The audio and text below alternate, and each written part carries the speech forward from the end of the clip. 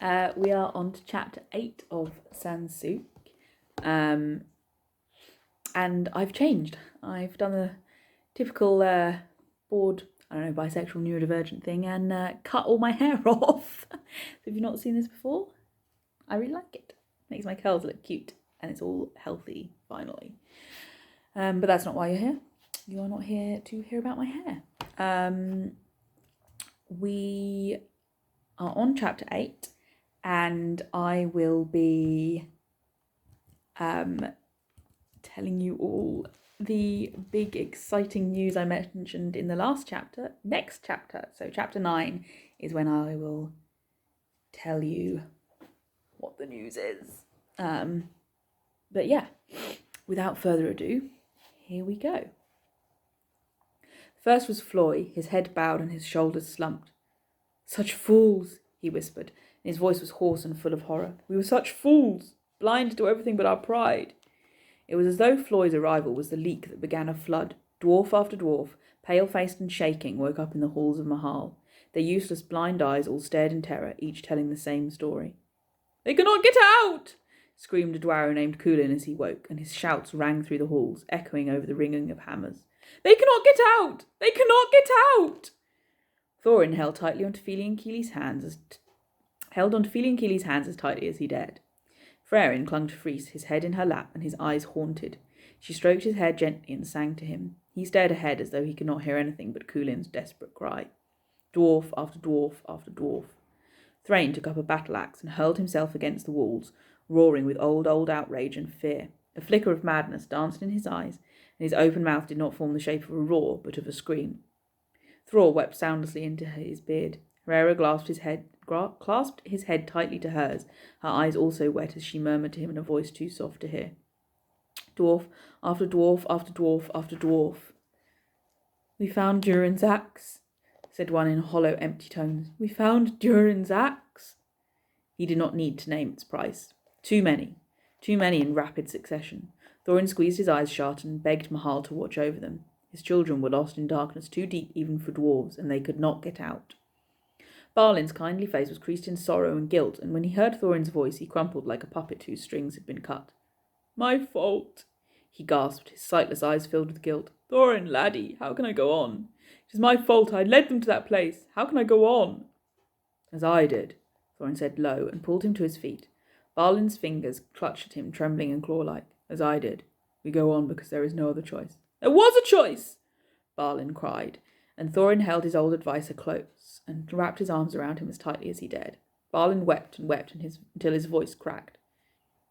"My fault," he croaked. "You could not know any more than I did," Thorin said, and Balin's face twisted. "Don't you dare make excuses for me, Thorin Oakenshield," he rasped, utter self-contempt making his voice harsh and biting. "I thought I could see the beauty of Kheled-zâram and the wonders of the Dale without reckoning upon the orcs. 5 years only, and an arrow in the back. 200 years ago I fought in that very place alongside you. I saw what that place cost, and in my arrogance I thought I could escape its toll. Moria, the Black Pit. Well did the elves name it." "Shh," Thorin said, and Balin buried his head against Thorin's shoulder and shook violently. "Shh, Balin, gamil bâhûn, shh. It is done now. You can rest. Let it be. Let it go." "Aye," Balin said bitterly. "Rest. Let it go, like you have." Thorin was silent. "Thought so," said Balin with savage misery, before he began to weep once more. Fundin met Thorin's eyes, and he shook his head in silence, before taking his son's shoulders and leading him away. Dwarf after dwarf after dwarf after dwarf after dwarf, and still they arrived, their eyes wide and white in fear, their words tripping over each other as they shook in terror. "Mahal, save us," Fili whispered, and Kili's quick laughter was absent. Frár arrived, howling for Lóni. He fell to his knees and was promptly sick before them, and his pleas for Lóni became weaker and weaker as kind, gentle hands led him away. Náli arrived, his old white head bristling and his face distorted with fury. "The drums!" he roared, blindly attacking any who stood before him. Frár had his legs, and Thorin and Biffa tried to hold his arms. The old warrior was given the strength of 5 in his wrath and his panic. Eventually it took 8 dwarves to subdue him, and only after Thrain had finally knocked him out. Lóni arrived, and he seemed lost and nearly childlike in his anguish. "Frár," he said, his voice small and hollow. "Frár, we should not have... Frár, Oin took the rest of the west gate. Ori is all alone. Ori is all alone. Ori is all alone. Thorin met Nori's eyes. The thief was nearly bloodless, his sly face drained and white. Without speaking a word, they turned and began to race for the chamber of Sansûkh. "We're coming!" Kheled shouted, and 2 more pairs of boots began to ring on the stone of Mahal's halls. They barreled through the corridors and crashed through doors, pushing others out of the way as the breath slammed into their lungs. The pearl and diamond arch beckoned ahead with its graceful filigree of mithril runework, and Thorin skidded to a halt before the crystalline waters of Gimlîn-zâram, panting harshly. "Ori," Nori said, and the others nodded. "Oin," Kheled said, and Thorin's heart squeezed painfully. "My cousin." "Aye, to it," he said curtly, and together they let the starlight swallow them and spit them back out into a world of shadows and madness. The drums pounded so loudly they rattled Thorin's jaw. Movement stirred in the darkness, and the chittering of orcs sounded in the air. He grasped blindly for a hand and found one fumbling in the dark nearby. "Kheled? Kheled?" he breathed. "It's me," said Nori, his voice tight. "I think the lads are to our right." "Uncle?" said Kheled, and he sounded as frightened as a dwarfling. "I can't find Key." "I'm over here, but I don't know where here is," Kheled said, and Thorin held on tightly to Nori's hand and reminded himself that he was already dead. "Come over to my voice," he said, trying to project steadiness and calm. He kept his tone low and commanding. "Come here, my Nidoyîth. It's all right. Nothing can harm us, remember." A touch at his leg made him jerk, and then he recognised the sigh of relief as Kheled's. "Here," he said, and reached out to cup Kheled's wild head. "Here I am. Nori and I are both here." Kheled slumped down beside them, and the lad was shaking. "I don't like this," he said. "No one does," said Nori shortly. "Come on, we're either near Oin or Ori." Even their excellent dark vision was close to useless in the stifling blackness that surrounded them. The clatter and clash of weapons nearby made Thorin's heart pause in its mad rhythm, and he squeezed down on Nori's hand sharply. "I heard it," he said. "Look ahead," shouted Kheled. "I can see light." "It's Oin," said Kheled. "Oh, Mahal wept. Please, no. It's Oin, and he's alone." "No, not alone yet," said Thorin, making out the shapes of other Dwarves in the dark. They were fighting back the orcs, striking in a frenzy at their pale and bulbous eyes. The great Thildin doors of Khazad-dûm stood partially open before them, and the starless sky shed no light to guide their way. "Yet," said Kheled grimly. "They may yet make it out," said Thorin, desperately hoping it to be so. The orcs shrieked and screeched, and another dwarf fell, his eyes bulging as blood poured from his mouth. He slumped onto the steps and then rolled into the water beyond the doors with a splash. "That was Ergin," said Nori, faint with horror. "He owes me money, the swine." "Push them back!" Oin roared, his staff flying about his head. In his other hand he held a short stabbing sword which flickered and darted out with the speed of a striking snake. "Push them out!" The drums shook the floor beneath them, and Oin dispatched yet another orc. His grey beard was tangled and matted, his curled moustaches clotted with blood from his nose. His armour was rent at the shoulder. A large orc with insect-like features launched himself at him, and he lurched upwards and kicked the foul thing towards and out of the open doors before stabbing it in the face. I don't think they're trying to get out," said Kheled, and Thorin swallowed. "No," he said. "They're trying to push the orcs out." "Can we help them?" Kheled demanded, and Thorin tried to bring moisture to his parched mouth. "They are in Moria. They're beyond any help I could give." "Thorin," said Nori suddenly, "there's something in the water." With an eruption of vile gases and terrible groaning growls, a vast shape lurched from the pool of brackish water. Sinewy and whip-like tentacles squirmed and writhed towards them, and Kheled let out a shout of horror. The shout became a scream as the tentacles parted to reveal a huge and horrific body, with a ring of yellow teeth yawning for them. Dwarves and orcs alike screamed in terror as the tentacles grasped them and brought them into the air. The creature swallowed a dwarf whole before biting the head from an orc and hurling the rest of the corpse to dash to pieces against the cliffs of Khazad-dûm. Then a tentacle wrapped itself around Oin's leg. He shouted in alarm and rage and stabbed through it. The tentacle dropped to the ground and twitched. The gruff, jolly old medic sagged in weariness and leaned heavily on his staff, whole and unharmed. Kheled punched the air and whooped, and Kheled sighed in relief at Thorin's side.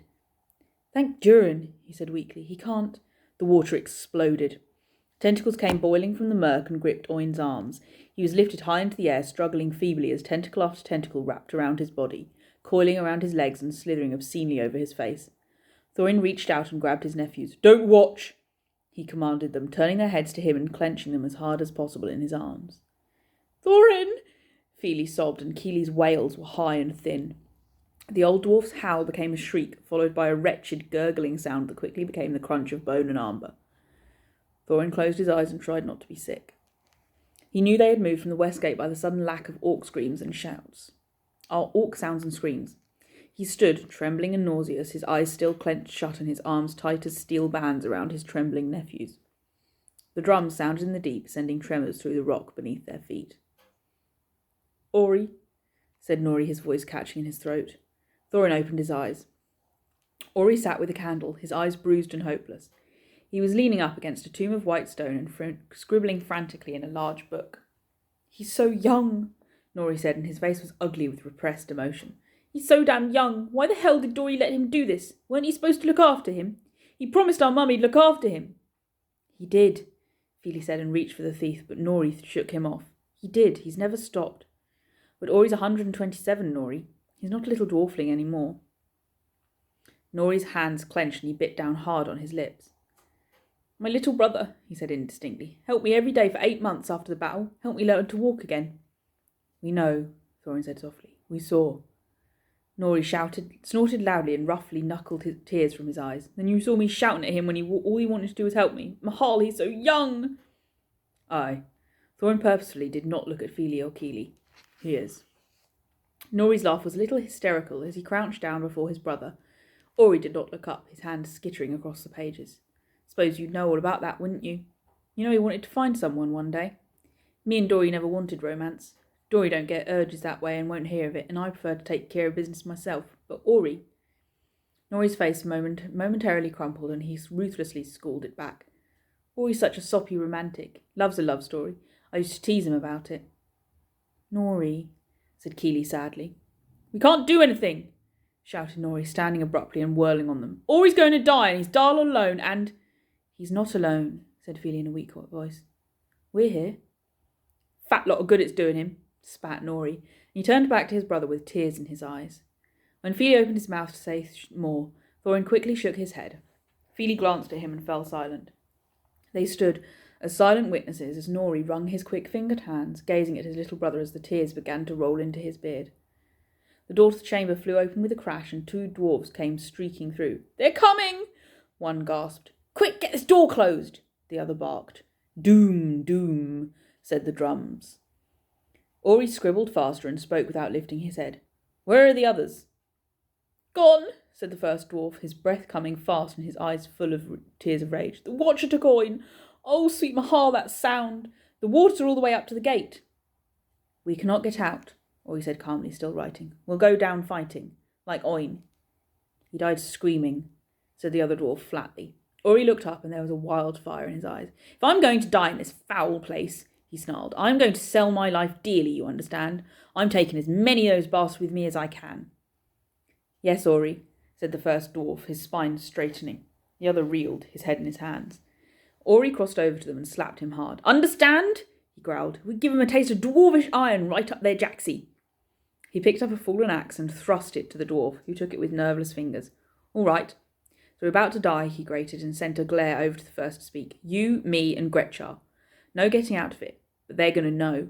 He nodded to his book, his jaw set and his face grim. "One day. Not soon, but one day. One day they'll know what happened here. We won't be forgotten." "We won't be forgotten," repeated Gretchar. The dwarf with the axe tried to speak around his sobs, and Ori glared at him. "Droin?" He licked his lips. "We won't be forgotten." Thorin dragged Fili and Kili close and watched with heavy heart as the youngest of the company returned to his book, his hand clenched around a hammer and a fire in his pinched and tired face. Ori bent to his writing, his braids frayed and his woolen scarf askew. He wrote and wrote, his eyes alight with determination. Clever, meek, polite Ori, son of Zori, youngest of the brothers Ree. "You won't be forgotten," he whispered. Kili took a long, slow breath and let it out against his brother's hair. "Brave Ori, brave Ori," echoed Fili. The doors of the chamber rattled and the drums pounded out their song of death. Nori wept openly, his hair escaping the elaborate braids. "You do not have to watch this," Thorin said, and Nori swallowed hard, his face wet and blotched. Then he turned to the doors, which shuddered. Yes, I do, he said, and lifted his chin. Oh, I'm sorry, I'm having to pause for a second because... Ori!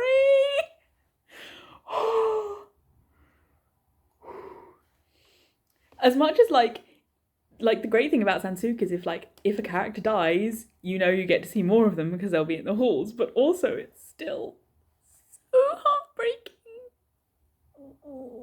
Okay. Doom, doom, sang the drums, and the door splintered around the lock.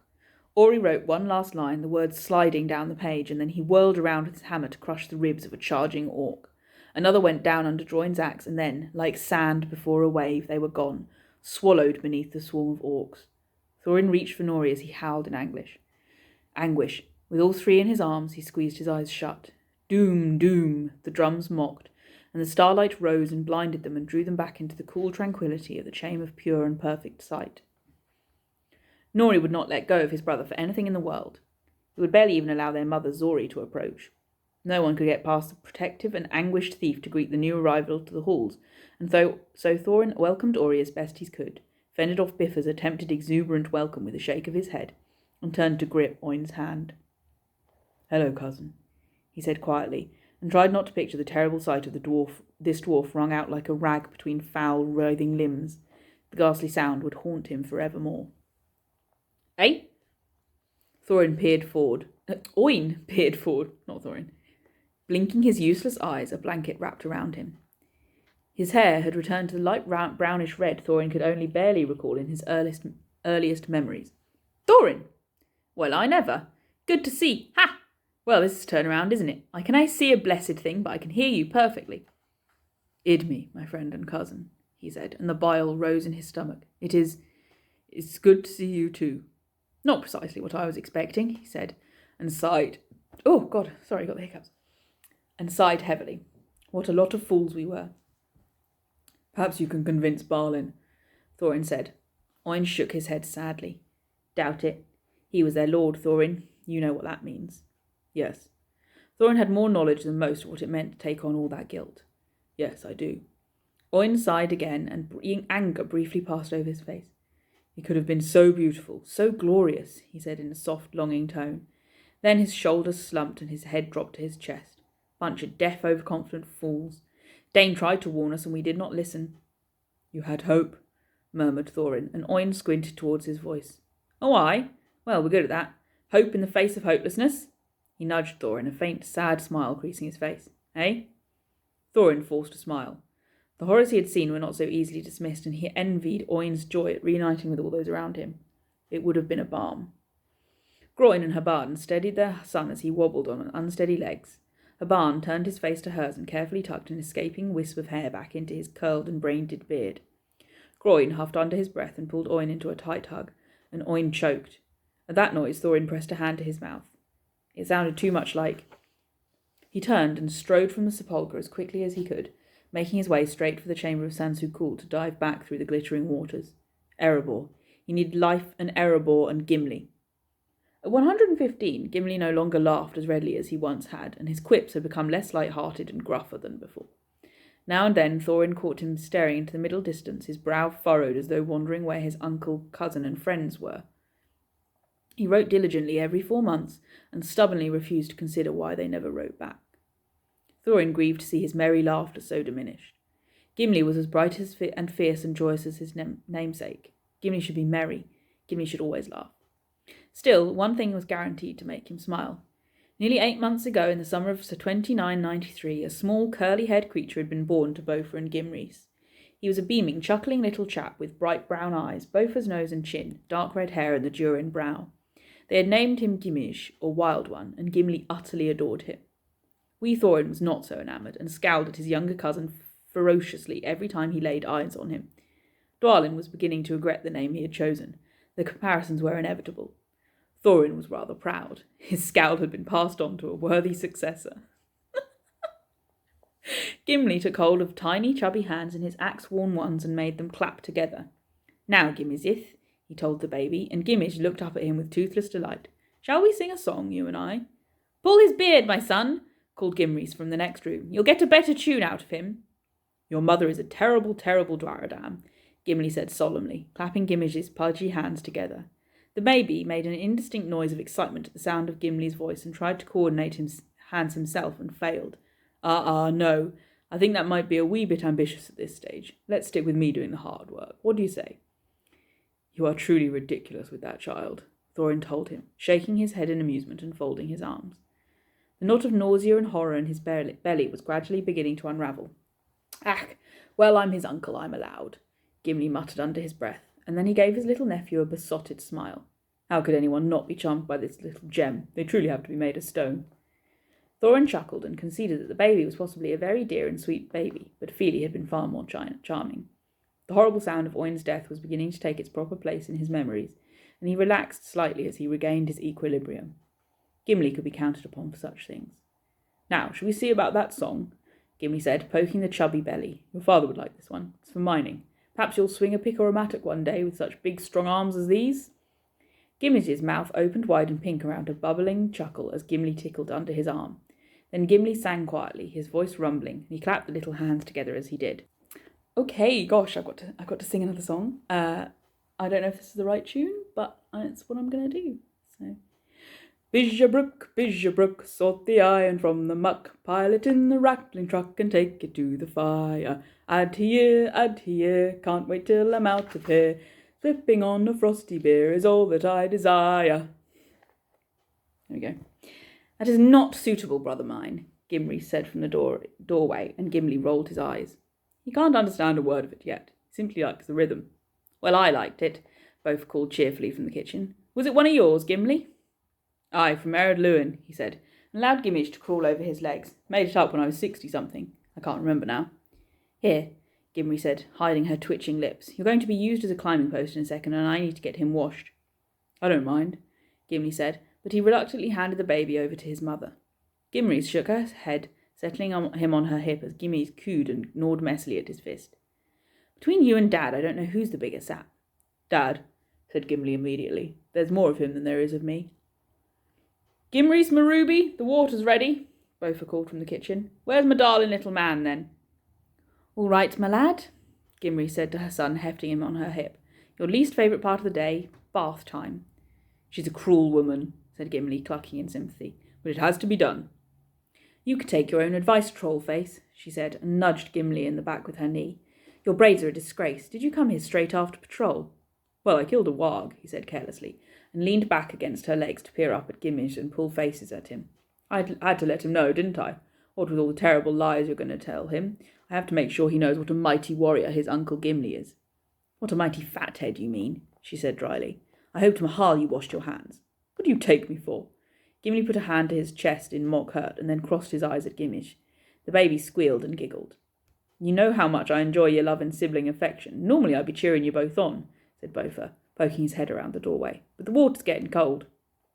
"Courage, nephew," Gimli said gravely, and Gimli kicked him before taking her son to his bath. "Cruel woman!" Bofa appeared again, wiping off his wet hands on a towel. "You staying for dinner? Only I think Alrur and Alfur are coming." Gimli rubbed at the spot at his back where Gimli had kicked him and then squinted up at Bofa. "Think I'd rather take Gimizh's place," he said with a snort, and Thorin echoed it. Bomba's son Alfur had developed a crush on Gimli. It was nothing serious, simply a puppyish, wide-eyed fancy, and certainly not the mithril true one love, but it was enough to make Gimli rather red around the collar. He tried to be gentle with the lad and had kindly stated his complete lack of interest. Alfur had nodded sadly and said he understood, and then the boy had mooned and moped after Gimli for the next 2 months. Gimli teased him mercilessly, and Bofa thought it was the funniest thing in Âdhhyîr.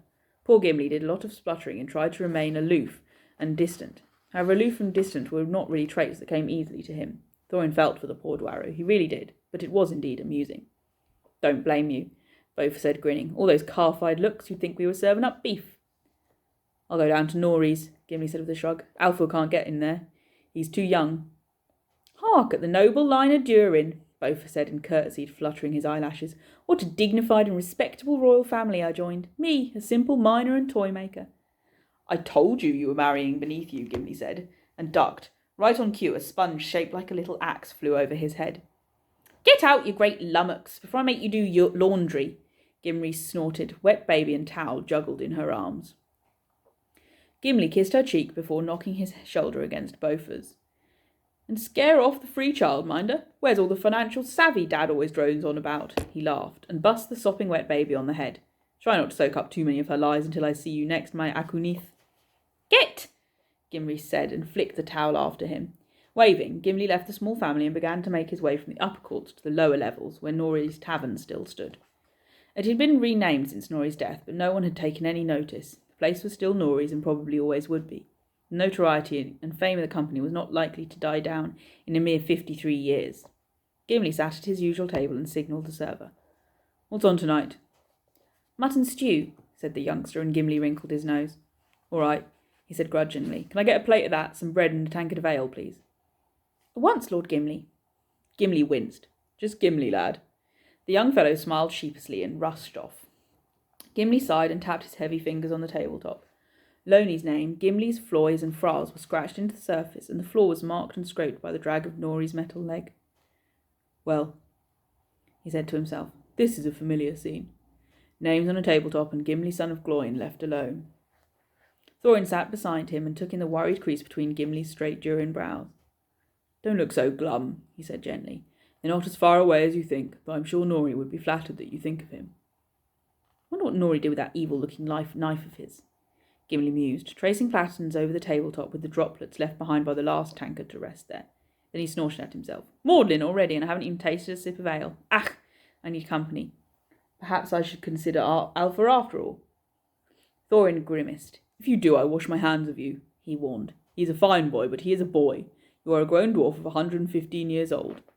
Oh, I cannot even joke with myself nowadays, growled Gimli in frustration, and Thorin shut his mouth with a snap. I miss my friends. They laugh and smile. You make me smile, Thorin said, and without thinking he reached for Gimli's broad and brawny shoulder. You have always made me smile, little star. His hand passed through. Thorin let out a long breath of disappointment and left Gimli to his meal. Dori poured the hot water and swirled the teapot once, twice. His eyes were distant and unfocused. His movements were mechanical as he took his tray and sat down at his loom. He picked up the shuttle before placing it back down and staring at the latticework of threads. Reds and browns with a smattering of white and purple vibrated underneath his breath, and he lifted his thick hand and stroked the wool once, twice. That will be a tapestry, Nori said, and his normally cheeky, sly voice was subdued and sad. It's us, Ori said, and pointed out the purple. See, he's weaving us.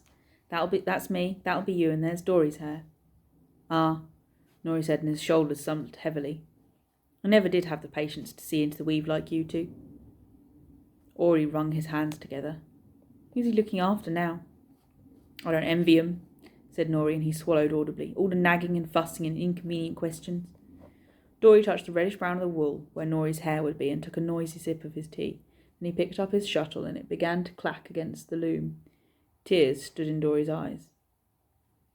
There's never been a time he has not looked after you, realised Thorin, and though Nori's jaw rippled, he said nothing to refute it. He's all alone, Ori mourned. Dori's never been alone. He's always been there, looked after us. Dori dropped the shuttle with a clatter.